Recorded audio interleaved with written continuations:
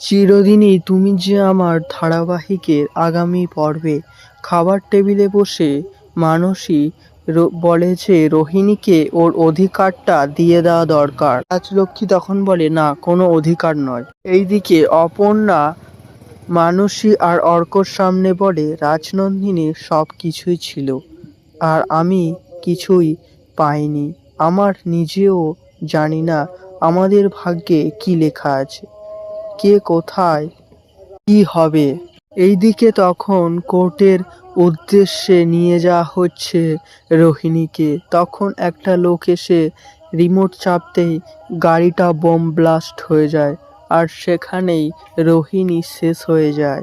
বন্ধুরা, এই ছিল চিরদিনই তুমি যে আমার ধারাবাহিকের আপডেট। কেমন লাগলো? ভালো লাগলে চ্যানেলটিকে লাইক সাবস্ক্রাইব করে পাশে থাকবেন পরবর্তী আপডেট পেতে।